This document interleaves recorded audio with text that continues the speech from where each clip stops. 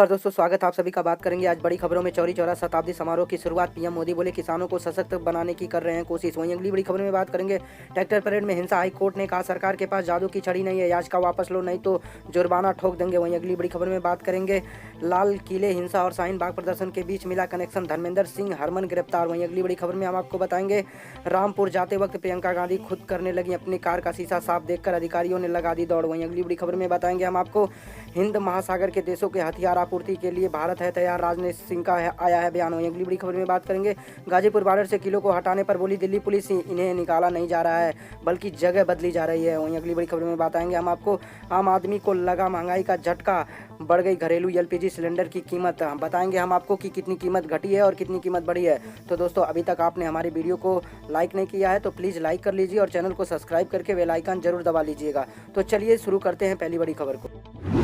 दोस्तों पहली बड़ी खबर निकल के आ रही है चौरी चौरा शताब्दी समारोह की शुरुआत। पीएम मोदी बोले किसानों को सशक्त बनाने की कर रहे हैं कोशिश। दोस्तों हम आपको पूरी खबर बताते हैं। प्रधानमंत्री नरेंद्र मोदी ने गुरुवार को वीडियो कॉन्फ्रेंसिंग के जरिए चौरा चौरी शताब्दी समारोह की शुरुआत की।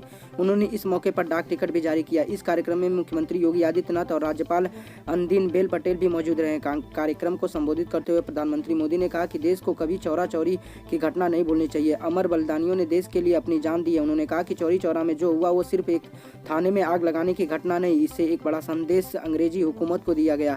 प्रधानमंत्री ने कहा कि हमारी सरकार ने बजट किसी पर भी कोई नया टैक्स नहीं लगाया है। उन्होंने कहा कि देश की तरक्की में किसानों ने अहम योगदान दिया है। प्रधानमंत्री ने कहा कि हमारी सरकार ने मीडिया को मजबूत करने के लिए कदम उठाए हैं, साथ ही ग्रामीण क्षेत्र के लिए इंफ्रास्ट्रक्चर फंड को बढ़ाया भी है। दोस्तों हम आपको बताते हैं अब देश का प्रयास है कि हर गांव कस्बे में इलाज की ऐसी व्यवस्था की जाए कि हर छोटी मोटी बीमारी के लिए शहर की तरफ न भागना पड़े। इतना ही नहीं, शहरों में इलाज कराने की तकलीफ ना हो, इसके लिए भी बड़े फैसले लिए गए हैं। वहीं संबोधन में आगे भी प्रधानमंत्री मोदी जी ने कहा कि अब देश का प्रयास कि हर गाँव कस्बे में इलाज की ऐसी व्यवस्था की हर छोटी मोटी बीमारी शहर की तरफ न भागना पड़े। इतना ही नहीं, शहरों में भी इलाज करने में तकलीफ ना हो, इसके लिए भी बड़े पैमाने फैसले लिए गए हैं। किसान आगे बढ़ेंगे, आत्मनिर्भर बनेंगे, इसके लिए पिछले 6 वर्षों में लगातार प्रयास किए गए हैं। वहीं आगे भी प्रधानमंत्री मोदी जी ने कहा कि ग्रामीण क्षेत्र के लिए इंफ्रास्ट्रक्चर फंड को बढ़ाकर 4,000 करोड़ रुपए किया गया है। इसका सीधा लाभ देश के किसान का ही होगा। ये सभी फैसले हमारे किसान को आत्मनिर्भर बनाएंगे, कृषि को लाभ का व्यापार भी बनाएंगे, ऐसा प्रधानमंत्री मोदी जी ने अपने संबोधन में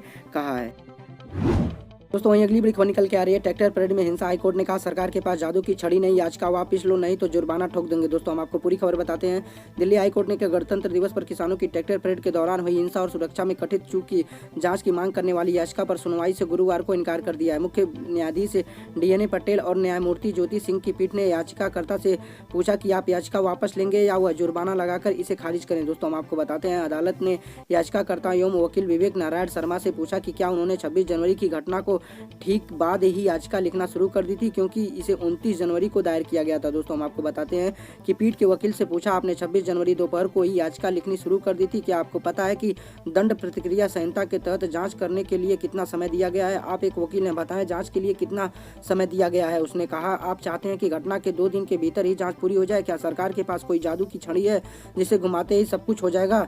हम दंड लगाकर इसे खारिज करें या आप इसे वापस ले रहे हैं? दोस्तों हम आपको बताते हैं कि इसके बाद शर्मा ने कहा कि वह उत्तर प्रदेश के 3 निवासियों की ओर से दायर की गई याचिका को वापस लेंगे। याचिका में हिंसा में शामिल लोगों के खिलाफ कार्रवाई की मांग की गई थी।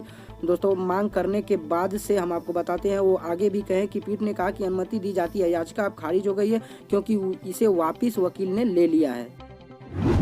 दोस्तों वहीं अगली बड़ी खबर निकल के आ रही है लाल किला हिंसा और शाहीन बाग प्रदर्शन के बीच मिला कनेक्शन, धर्मेंद्र सिंह हरमन गिरफ्तार। दोस्तों हम आपको बताते हैं 26 जनवरी के दिन राजधानी दिल्ली में किसान ट्रैक्टर परेड के दौरान हुई हिंसा को लेकर दिल्ली पुलिस ने जांच तेज कर दी है। इस बीच जैसे जैसे जांच आगे बढ़ रही है कई अहम चौंकाने वाले खुलासे भी हो रहे हैं। दिल्ली पुलिस के मुताबिक लाल किला में 26 जनवरी के दिन उपद्रव करने के आरोप में दिल्ली पुलिस क्राइम ब्रांच की SIT द्वारा गिरफ्तार धर्मेंद्र सिंह हरमन दिल्ली दंगे के दौरान शाहीन बाग में हुए उपद्रव में भी काफी सक्रिय थे। दोस्तों बताते हैं कि जांच के दौरान यह भी पता चला कि 26 जनवरी को धर्मेंद्र सिंह हरमन ने अपनी कार से दिल्ली के लाल किला के अंदर प्रवेश कर जमकर हंगामा किया था। बताया जा रहा है कि इस दौरान उसने किसान उपद्रवियों को लाल किला के भीतर जमकर उपद्रव करने के लिए उकसाया भी था। लोगों को भड़काने के लिए अपनी कार की छत पर बैठकर नारेबाजी करते हुए लाल किला के अंदर प्रवेश कर गया था, जिसकी तस्वीरें लाल किला के अंदर लगे CCTV कैमरे में कैद हो गई। उसी के आधार पर उसकी पहचान करने के बाद धर्मेंद्र को बुधवार देर रात क्राइम ब्रांच की SIT ने इसे गिरफ्तार कर लिया। वहीं जांच के दौरान धर्मेंद्र सिंह हरभजन के कार नंबर के आधार पर इसका पता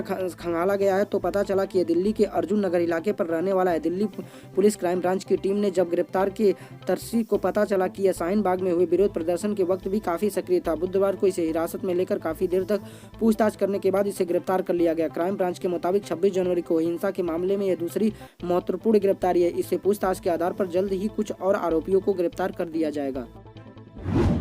दोस्तों वहीं अगली बड़ी खबर निकल के आ रही है। रामपुर जाते वक्त प्रियंका गांधी खुद करने लगी अपने कार का शीशा साफ देखकर अधिकारियों ने लगा दी दौड़। दोस्तों हम आपको बताते हैं, कांग्रेस महासचिव प्रियंका गांधी गुरुवार को रामपुर पहुंची। यहां वह 26 जनवरी के दिन दिल्ली में ट्रैक्टर परेड के दौरान हादसे में मरने वाले किसान नवरीत सिंह के परिवार से मिली। हालांकि इस बीच रास्ते में कई ऐसे वाकये हुए जो चर्चा का विषय बन गया। एक तो उनके काफिले में कुछ कारें हादसे का शिकार भी हो गया, दूसरी वजह से उनका खुद का कार शीशा साफ करने लगी। गौरतलब कि आज सुबह रास्ते में धुंध थी। प्रियंका गांधी कार से उतरी और खुद कार का सामना वाला शीशा अंदर और बाहर से साफ किया। हालांकि चंद मिनट में उनके गार्ड आदि आ गए, उनसे कपड़ा लेकर बाकी शीशा साफ किया। उन लोगों ने प्रियंका गांधी से यह कहा कि आप छोड़िए मैम, तब तक बोली कि क्यों नहीं होगा। शीशा साफ करने के बाद उनका काफिला आगे बढ़ा। यह वाकया हापुड़ रोड के पास हुई। अब प्रियंका का यह वीडियो सोशल मीडिया पर खूब वायरल हो रहा है।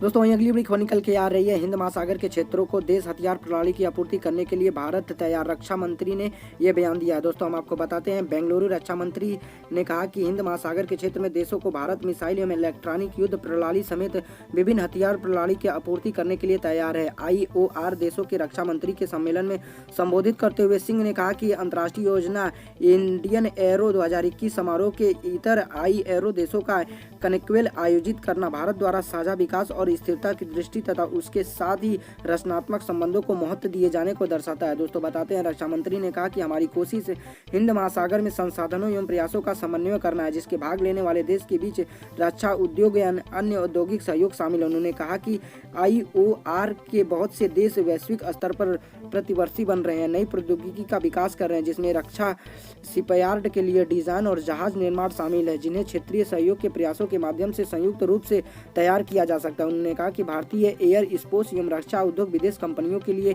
एक आकर्षक एवं महत्वपूर्ण अवसर प्रदान करते हैं। उन्होंने बताया कि भारत विभिन्न प्रकार की मिसाइल प्रणाली, हल्के लड़ाकू विमान, हेलीकॉप्टर, बहुउद्देशीय हल्के परिवहन विमान, जंगी जहाज और गश्ती पोत तोप प्रणाली, टैंक, रडार, सैन्य वाहन, इलेक्ट्रॉनिक युद्ध प्रणाली एवं अन्य हथियार प्रणाली IOR देशों को आपूर्ति कराने के लिए भी भारत तैयार है। तो वहीं अगली बड़ी खबर निकल के आ रही है। गाजीपुर के बॉर्डर को किलो पर हटाने बोली दिल्ली पुलिस, नहीं निकाला नहीं जा रहा है बल्कि जगह बदली जा रही है किलो की। दोस्तों बताते हैं, दिल्ली के कौशाम्बी की तरफ आने वाली सड़क पर गाजीपुर बॉर्डर पर दिल्ली पुलिस द्वारा 2 दिन पहले लगाई गई नुकीले किलो को बृहस्पतिवार सुबह दिल्ली पुलिस ने हटा दिया। हालांकि बता दें कि बाद में पुलिस ने सफाई दी कि ऐसी वीडियो और तस्वीरें प्रकाशित हो रही हैं जिसमें यह दिखाया जा रहा है कि गाजीपुर बॉर्डर से किले हटाई जा रही हैं, जबकि इन किलो की जगह बदली जा रही है। बॉर्डर पर तैयारियां पहले से ही हैं। दोस्तों बताते हैं हम आपको, इससे पहले यह खबर आई थी कि किसानों से मिलने के लिए 10 विपक्षी दलों के सांसद गाजीपुर बॉर्डर पर पहुंचे थे, लेकिन तारबंदी और बैरिकेडिंग के साथ लगी नुकीली किलो यो दिल्ली की सीमाओं से यूपी गेट तक नहीं पहुंच सके। दोस्तों हम आपको आगे भी बताते हैं कि हुआ क्या था। इस दौरान दिल्ली पुलिस सुबह किलो को निकलवाती हुई नजर आई। करीब 1 घंटे बिलाल नाम के कर्मचारी ने नुकीली किलो को हटाने का नाम शुरू किया, लेकिन बाद में पुलिस ने कहा कि ऐसा नहीं है और किलो की जगह बदली जा रही है। और आगे भी बताते हैं कि उन्होंने कहा कि यूपी गेट पर चल रहे किसान आंदोलन के आसपास पुलिस ने 2 फरवरी को सुरक्षा कड़े इंतजाम किए थे। बैरिकेडिंग लगाकर उन पर पुलिस बल तैनात किया गया था। दोस्तों वहीं अगली बड़ी खबर निकल के आ रही है पश्चिम बंगाल से। पश्चिम बंगाल जीतने के लिए टीएमसी से षड्यंत्रकारियों को अपने खेमे में ले रही है बीजेपी। ममता बनर्जी का ऐसा बयान आया। दोस्तों हम आपको पूरी खबर बताते हैं, पश्चिम बंगाल में चुनाव नजदीक आने के साथ ही तीखी बयानबाजी तेजी होती जा रही है। राज्य के सीएम और तृणमूल कांग्रेस मुखिया ममता बनर्जी ने कहा कि बीजेपी बंगाल जीतने के लिए षड्यंत्रकारियों को टीएमसी से अपने खेमे में ले रही है। उन्होंने कहा, जो लोग बीजेपी में जा रहे हैं उन्हें याद रखना होगा कि वो बीजेपी है, दंगाई है। दरअसल लोग अपनी संपत्ति सुरक्षित रखने के लिए बीजेपी में जा रहे हैं, क्योंकि उन्होंने बहुत पैसे बनाए हैं। दोस्तों बताते हैं, याद दिला दे कि बीते 2 महीने के दौरान तृणमूल कांग्रेस से कई गद्दावर नेताओं को बीजेपी का रुख किया है। इसमें कई सांसद, विधायक और कार्यकर्ता शामिल हैं। इन नेताओं में सबसे ताकतवर शुभेंदु अधिकारी को माना जा रहा है। वो लगभग ममता बनर्जी पर निशाने साध रहे थे। शुभेंदु लगभग अपनी हर रैली में बीजेपी की जीत सुनिश्चित बता रहे हैं। शुभेंदु की वजह से पूर्वी मिदानपुर इलाके में टीएमसी को लगे झटके के कारण ही ममता बनर्जी नंदीग्राम सीट चुनाव में लड़ने की रणनीति का घोषणा भी किया है। दोस्तों इससे पहले बताते हैं कि खबर आई थी कि उत्तर बंगाल और जंगल महल तेजी से बढ़ रहे भाजपा के कद को देखते हुए पश्चिम बंगाल की मुख्यमंत्री ममता बनर्जी ने भाजपा की अगली सरकार बनने की रणनीति पर रोक लगाने के लिए इन इलाकों में चुनाव प्रचार अभियान को तेज कर दिया है। उत्तर बंगाल और जंगल महल दोनों की क्षेत्रों में पश्चिम बंगाल की 294 सीटों में 98 सीटें हैं। सत्तारूढ़ तृणमूल कांग्रेस के लिए 2019 में हुए लोकसभा चुनाव में ये दोनों ही इलाके एक बुरा सपना बनकर उभरे हैं। दोस्तों वहीं बहुत बड़ी खबर निकल के आ रही है सीएम योगी से। जानिए सीएम योगी ने यूपी की जनता को किस चीज़ से परेशान न होने की सलाह दी है। दोस्तों बताते हैं, मुख्यमंत्री योगी आदित्यनाथ ने कहा कि प्रदेश की जनता को अब बाढ़ से परेशान होने की जरूरत नहीं है। वह सरकारें चली गई हैं जिसके समय में बाढ़ बचाव की परियोजनाओं बारिश से ठीक पहले शुरू होती थी और अब बाढ़ भी बह जाती थी। वर्तमान सरकार में बाढ़ की समस्या से अस्थायी निजात दिलाने के लिए नियोजित कार्य कर रही है। सतत प्रयासों से न केवल बाढ़ के सीजन में जनजीवन सुरक्षित रहा, सिंचाई क्षमता से भी इजाफा हुआ है। आज बाढ़ परियोजना जनवरी में शुरू हो रही है और बरसात से पहले मई तक पूरी हो जाएगी। मुख्यमंत्री बुधवार को अपने आवास पर आयोजित कार्यक्रम में वर्चुअल माध्यम से सिंचाई एवं जल संसाधन विभाग की बढ़ाव बचाव से जुड़ी 146 परियोजनाओं का लोकार्पण किया। 170 परियोजनाओं का शिलान्यास कर रहे हैं। मुख्यमंत्री ने कहा कि बाढ़ आपदा की दृष्टि से 2017 में न कहीं बाढ़ बचाव की कोई व्यवस्थित परियोजना थी और न राहत सामग्री की, लेकिन मौजूदा सरकार की जरूरतों का आकलन विस्तृत कार्य योजनाओं की तैयार है। इन्हें लागू किया गया है और जवाबदेही तय की गई है। जल शक्ति मंत्री की सराहना की। राज्य के इतिहास में पहली बार नदियों की ड्रेजिंग और चैनल जिंजिंग की व्यवस्थित कार्यक्रम योजना बनाकर काम हुआ है। सीएम ने बाढ़ बचाव कार्यों की बेहतर की जियो ट्रेंडिंग और सीसीटीवी कैमरे लगवाने जैसे टेक्नोलॉजी का इस्तेमाल करने के लिए जल शक्ति मंत्री और उनकी पूरी टीम की सराहना भी की।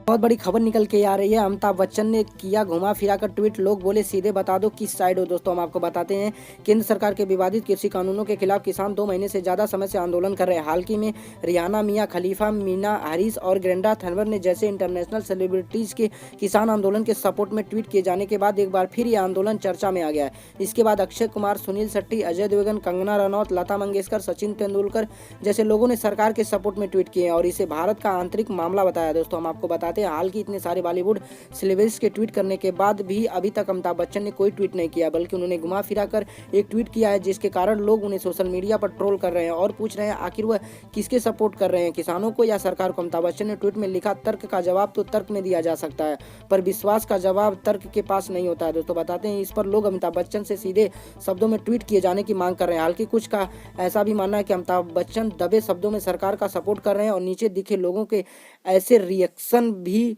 बहुत खराब दिख रहे हैं।